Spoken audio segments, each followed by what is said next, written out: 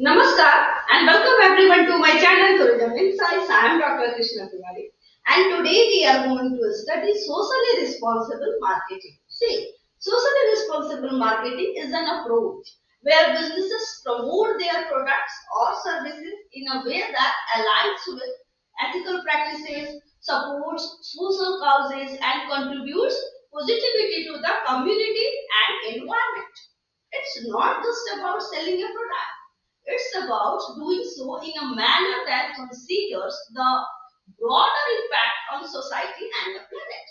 तो planet and society की safety and conservation को ध्यान में रखते हुए किसी भी तरह का प्रोडक्शन या मार्केटिंग की जाती है जो कि टूरिज्म के bright future and multi faceted sustainable development के लिए और साथ ही साथ हमारे फ्यूचर जनरेशन के लिए पॉसिबल हो जाता है।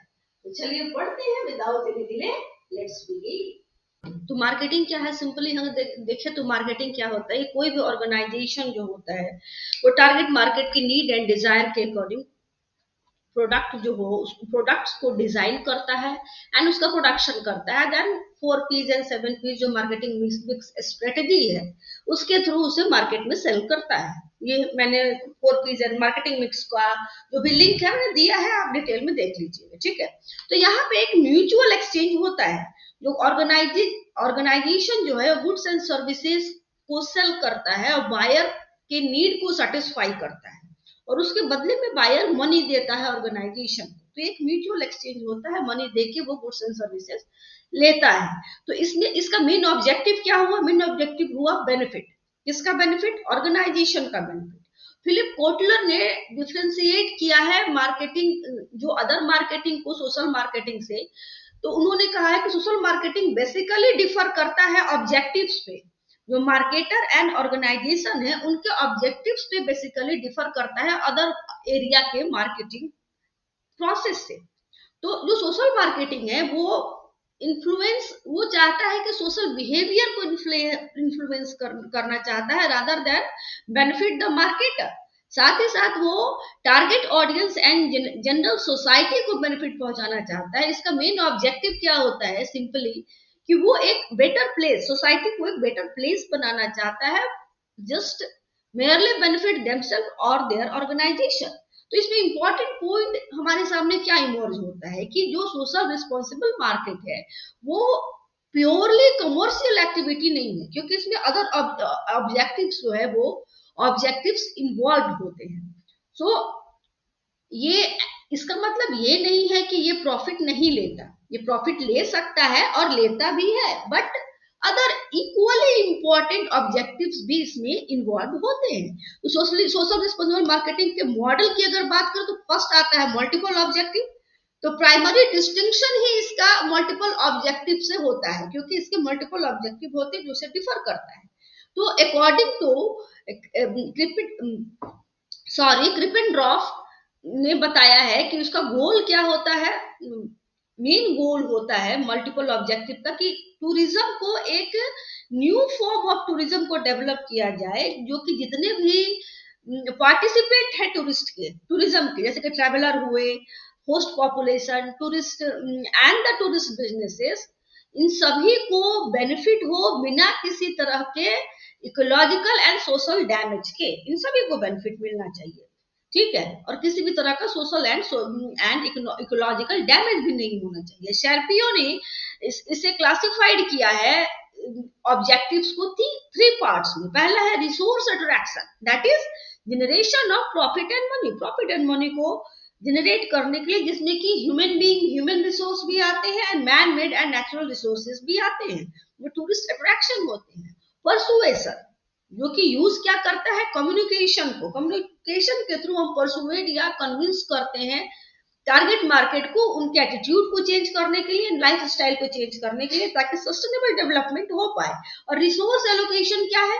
तो जो भी हम फंड जनरेट होता है थ्रू द सेल वो सिर्फ share holders and business partners में ही ना डिस्ट्रीब्यूट किया जाए, बल्कि उसे इन्वेस्ट किया जाए सोसाइटी के जो डिफरेंट ऑब्जेक्टिव है उसे अचीव करने के लिए। इस तरह के बहुत सारे ऑर्गेनाइजेशन हैं जो इस तरह के सोशल रिस्पॉन्सिबल वर्क करते हैं, जिसमें कुछ एग्जाम्पल्स जैसे कि सेवलॉन्स स्वस्थ इंडिया मिशन, सेवलॉन्स का स्वस्थ इंडिया मिशन है जो कि प्रमोट करता है हैंड हाइजीन को स्कूल के बच्चों का। उसी तरह Amul cooperative structure fair price में फेयर प्राइस फार्मर्स को प्रोवाइड करता है, मिल्क लेता है। उसी तरह महिंद्रा एंड महिंद्रा का राइस फॉर गुड इनिशिएटिव है जो कि गर्ल्स के एजुकेशन एंड रूरल डेवलपमेंट को प्रमोट करता है और हेल्प करता है। उसी तरह टॉम्स को देखा जाए तो 1 for 1 मॉडल उसका जो है वो उसमें ये है कि 1 पेयर शूज अगर कोई खरीदेगा तो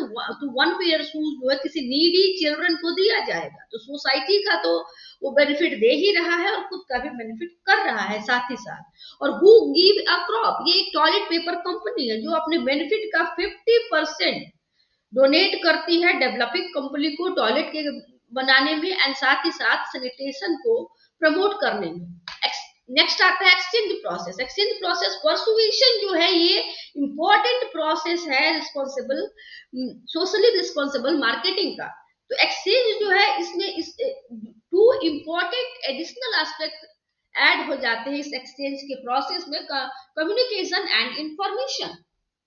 ठीक है, ये 2 वे एक्सचेंज को आप इस मॉडल से देख सकते हैं। इसमें क्या होता है कि जो ऑर्गेनाइजेशन होता है वो इंफॉर्मेशन लेता है टारगेट मार्केट से कि वो जो उनके जो एम है या उनके जो व्यूज हैं या ऑब्जेक्टिव हैं वो कितना समझ पाए हैं, वो किस व्यू से प्रोडक्शन कर रहे हैं, उनका क्या है, टारगेट क्या है।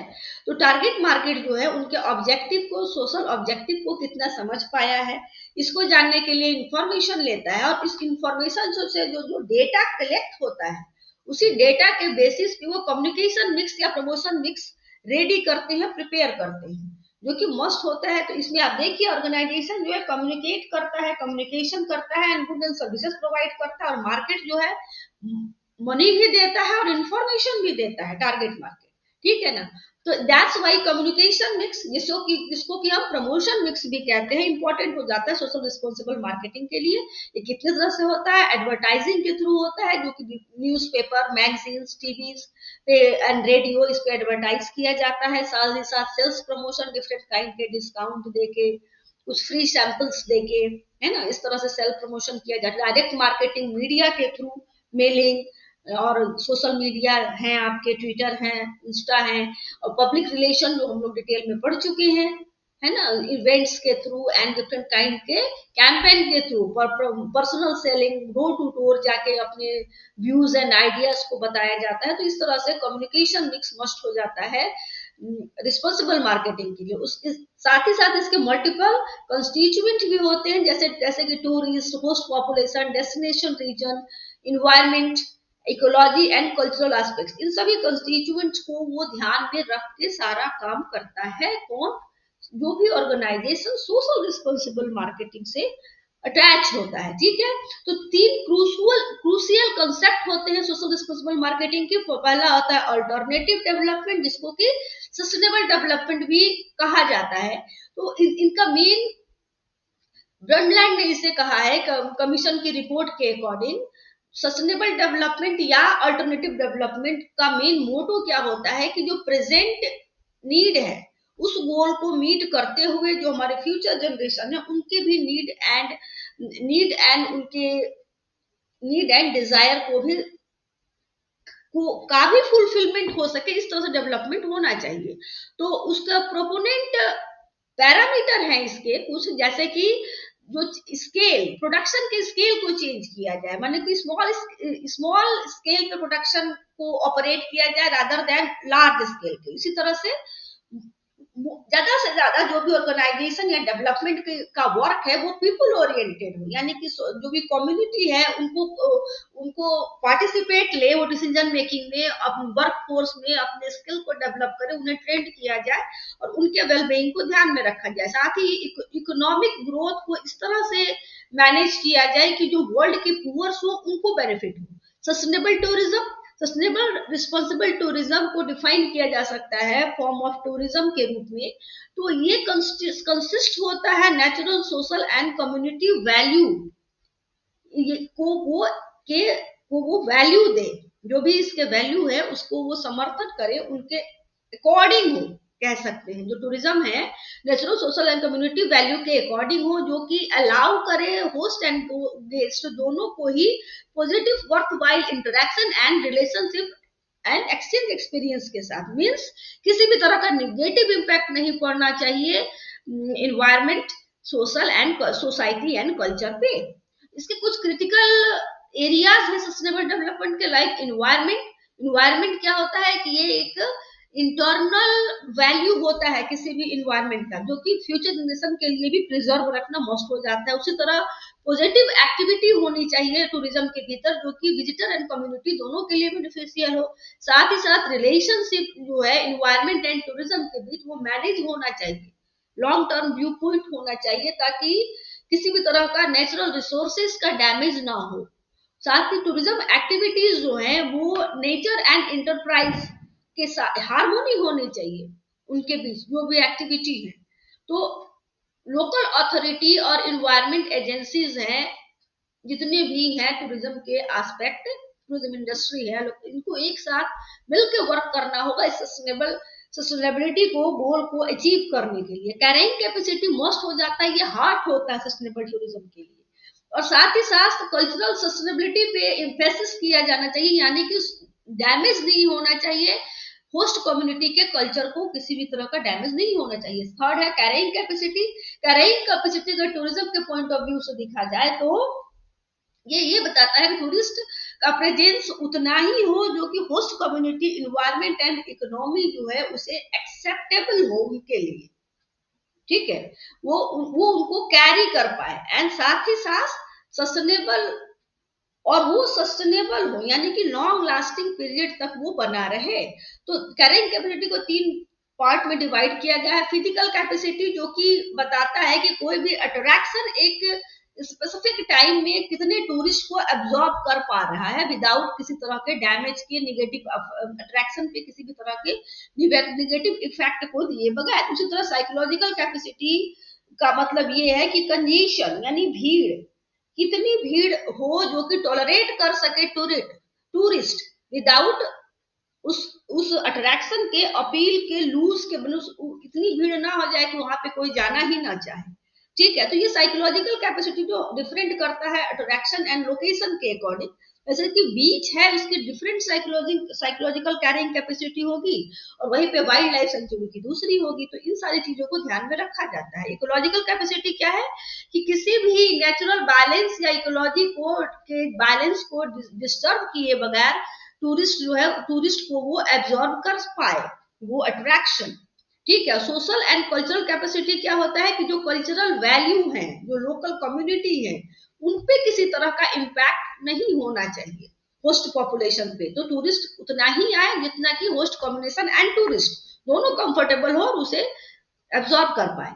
तो इसमें बहुत सारी ये रिस्पॉन्सिबल मार्केटिंग जो है ये अकेले या बोलने से पॉसिबल नहीं होती। इसके लिए macro and micro and other जो एजेंसीज हैं उनको मिलकर वर्क करना होता है, और वो कर भी रहे हैं। मैक्रो लेवल में आपकी यूनेस्को आएंगे, WTO आता है, world bank and green peas आते हैं, डिफरेंट काइंड के rules and regulation sustainable development के बनाते हैं एंड कुछ गाइड सेट करते हैं। इसी तरह के गवर्नमेंट है, एनजीओज है। माइक्रो लेवल की अगर बात करें तो जितने भी टूर से रिलेटेड पीपल है, like travel agent, tour operator है ना, साइट रिसोर्ट साइट के जो लोग हैं, होटल के होटेलियर हो गए, मेन मेड एंड नेचुरल दोनों तरह के अट्रैक्शंस हो गए, ट्रांसपोर्टर हो गए, है ना, ये सारे मिलके इस रिस्पॉन्सिबल टूरिज्म मार्केटिंग को डेवलप करने में हेल्प करते हैं। और ग्रीन कंज्यूमर कौन होते हैं? वो इंडिविजुअल ट्रेवलर, कुछ ट्रेवलर अवेयर होते हैं और रिस्पॉन्सिबल तरीके से टूर करते हैं ताकि किसी भी नेचर को हार्म ना हो, इस बात का वो पूरी तरह से ख्याल रखते हैं। तो that's why socially responsible marketing present time में बहुत ही एक्सट्रीमली इम्पोर्टेंट हो गया है। अगर हम इन्वायरमेंट के साथ टूरिज्म को की हार्मोनी बनाए रखना चाह रहे हैं, इन्वायरमेंटल एंड सोशल को किसी तरह का डैमेज नहीं करना चाह रहे हैं और उसे लॉन्ग टर्म प्रिजर्व रखना चाहते हैं, तो सोशली रिस्पॉन्सिबल मार्केटिंग एक important and most important need है प्रेजेंट टाइम में. That's all for today. I hope आप लोग को समझ में आया होगा. Please write down in the comment box if there is any doubt you have. Till then take care. Do subscribe, like and share. Thank you so much.